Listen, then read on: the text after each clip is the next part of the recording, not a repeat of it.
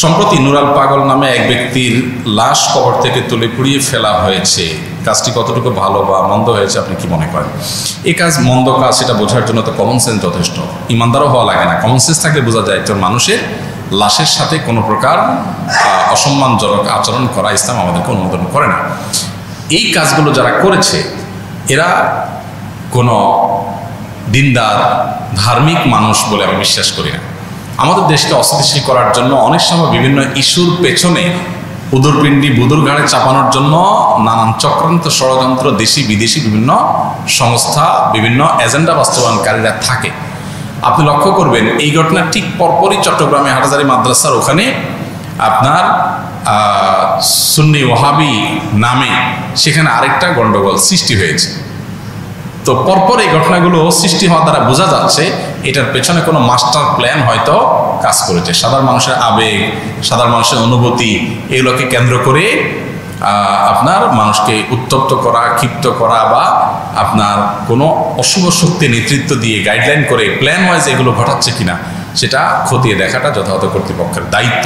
তাছাড়া নুরাল পাগলার এখানে শরিয়া বিরোধী যে কাজগুলো হচ্ছে, বাংলাদেশের 99.9% মানুষ বা তারও বেশি সংখ্যক মানুষ মুসলমানদের মধ্যে, তাদের মধ্যে যে বিশ্বাস আছে সে বিশ্বাস পরিপন্থী কাজ বা মুসলমানদেরকে আহত করতে পারে, ক্ষিপ্ত করতে পারে, সেরকম কাজ যখন হয় তখন প্রশাসনের দায়িত্ব থাকে সেটাকে কন্ট্রোলে আনা, সেটা বন্ধ করা বা সেটার জন্য যথাযথ পদক্ষেপ গ্রহণ করা। সেটা না করে এটাকে এই পর্যন্ত যেতে দেওয়া হলো কেন সেটাও একটা বড় প্রশ্নের বিষয়। তো এখানে আমরা কি ঘটেছে তার জন্য দায় কাঁদে সেটা আমরা তো বলার কোনো প্রশ্নই ওঠে না, কারণ আমরা জানি না যে পেছনের ঘটনা আসলে কার কতটুকু। এটা সংশ্লিষ্ট কর্তৃপক্ষের খুঁজে বের করা দায়িত্ব। আমরা সাধারণ মানুষ হিসাবে অনেক সময় দেখা যায় আমাদের কাছে একটা জিনিসকে কালো দেখানো হয়, আমরা মনে করি কালো, আসলে এটার পিছনে হয়তো ভিন্ন কোনো প্ল্যান আছে যেটা সাদাকে কালো করার চেষ্টা করা হচ্ছে। এই জন্য আমরা এই ধরনের বিষয়ে হুটহাট করে মন্তব্য করব না, দায়িত্বশীলতার জায়গায় থাকার চেষ্টা করব। কারণ একজন মুসলমানকে আল্লাহ বলেছেন ওয়ালা তাখফু মা লাইসা লাকা বিহি ইলম, যে বিষয়ে তুমি জানো না সে বিষয়ে তুমি কোনো অবস্থান গ্রহণ করতে যাবে না। বিধায় এই সমস্ত জায়গায় আমাদের খুবই সতর্কতার সাথে মন্তব্য করতে হবে এবং মূল বিষয়ের সাথে ভিন্নমত করার কোনো সুযোগ নাই। নবী করিম সাল্লাল্লাহু আলাইহি সাল্লামের হাদিস রয়েছে, নাহান নবী সাল্লাল্লাহু আলাইহি ওয়াসাল্লাম আনিল মুসলা, নবীজি রণাঙ্গনে যুদ্ধক্ষেত্রে পর্যন্ত প্রতিপক্ষ মুসলমানদের শত্রু পক্ষের কারো লাশ বিকৃতি সাধন করতে নিষেধ করেছেন। আজকের পৃথিবীতে কত পৈশাচিক উল্লাস মানুষ করে।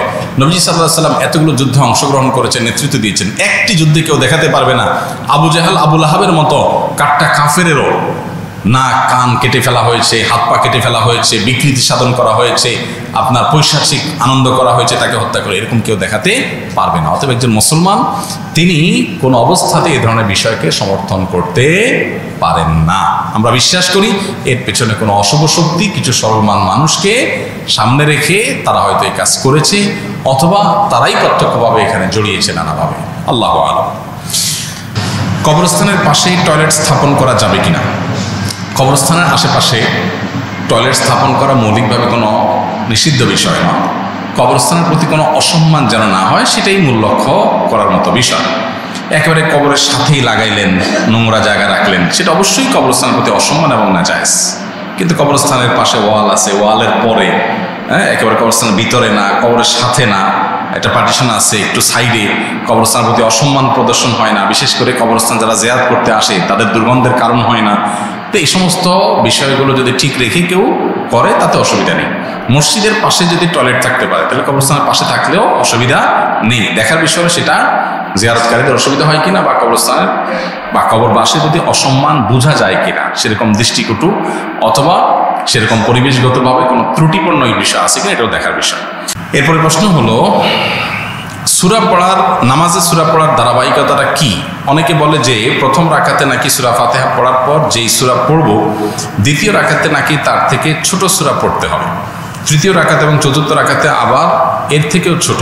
আবার অনেকে বলে যে প্রথম রাকাতে যে সূরা পড়ব দ্বিতীয় রাকাতে নাকি তার পরের সূরা পড়তে হবে, মানে প্রথম রাকাতে ৮০ নম্বর সূরা পড়লে নাকি পরের রাকাতগুলোতে তার ধারাবাহিকতা অর্থাৎ ৮১, ৮২ বা তার পরের সূরাগুলো পড়তে হবে, আগেরগুলো পড়া যাবে না। তাহলে কোন নিয়মটা সঠিক, কিভাবে পড়তে হবে? আপনি যেটুকু বলেছেন এই সবগুলোই সঠিক এবং সবগুলোই মেনটেন করতে হবে।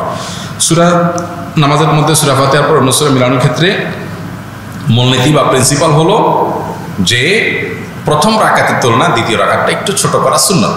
প্রথম রাকাতে যতটুকু কেরাত পড়বেন, দ্বিতীয় রাকাতে কেরাতটা আরেকটু ছোট হবে, স্মল হবে, এটা সুন্নত। কিন্তু এটা যদি ব্যত্যয় হয়ে যায় তাতে কোনো মহাভারত শুদ্ধ হয়ে যাবে না, মহাভারত শুদ্ধ হয়ে যাবে না, অর্থাৎ কোনো সমস্যা হবে না, যা আছে তাই থাকবে, নামাজ হয়ে যাবে। বিধায় আপনার সুন্নার খেলাফ হবে, জাস্ট এইটুকু। এটাকে নিয়ে অনেক বড় করে দেখার কিছু নাই, তবে চেষ্টা করা ভালো যে প্রথম রাকাতে চাই দ্বিতীয় রাকাতটার জন্য কেরাত যেন একটু ছোট হয়, এটা নবী সাল্লাল্লাহু আলাইহি ওয়াসাল্লামের সুন্নাহ। সুন্নাহ না মানলে এটা লবণ কম হবে, তরকারি হয়ে যাবে, নামাজ হয়ে যাবে, কিন্তু এটা অনুত্তম হবে।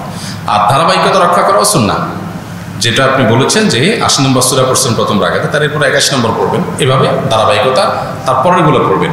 উল্টা দিকে পড়লে নামাজ হয়ে যাবে, কিন্তু ইচ্ছাকৃত এরকম করাটা মাকরুহ, ইচ্ছাকৃত এরকম করাটা অনুচিত, নামাজের কোয়ালিটি নষ্ট করবে।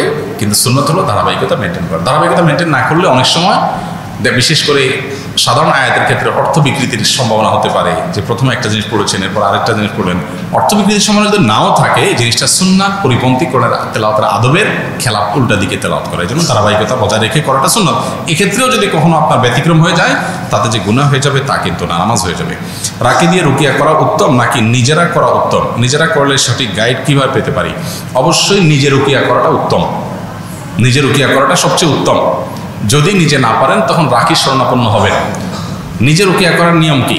কোনো রাকির কাছ থেকে নিয়ম জানবেন, তার কাছ থেকে শিখে নেবেন, বা অনলাইন অফলাইনে বিভিন্নভাবে রুকিয়ার নিয়ে অনেক বই পুস্তক আছে, সেগুলো থেকে জানবেন, জেনে নিজে সেটা অ্যাপ্লিকেশন করবেন। আমরা অনেকে মনে করি যে রুকিয়া বোধ হয় ওনারা না পড়লে হবে না, কোরআনের আয়াত কার্যকর হবে, সেটা উনি পড়লেও হবে, আপনি পড়লেও হবে। এটা ঠিক যে যত বেশি আমলদার হবে, যে যত বেশি এক্সপার্ট হবে, যে যত বেশি অভিজ্ঞতা সম্পন্ন হবে, সে এটা তেলাওয়াতের, এটা প্রয়োগের পদ্ধতি ভালো জানে, তারটা অনেক বেশি কার্যকর হওয়ার সম্ভাবনা থাকবে। সেই জায়গা থেকে রাকিদের সাহায্য নিতে পারেন, কিন্তু সেলফ রুকিয়া বা নিজের রুকিয়া করতে কোনো অসুবিধা নাই। আপনি তাদের কাছ থেকে গাইডলাইন নিয়ে নিজেটা নিজে করতে পারবেন। জাযাকুমুল্লাহ খাইর।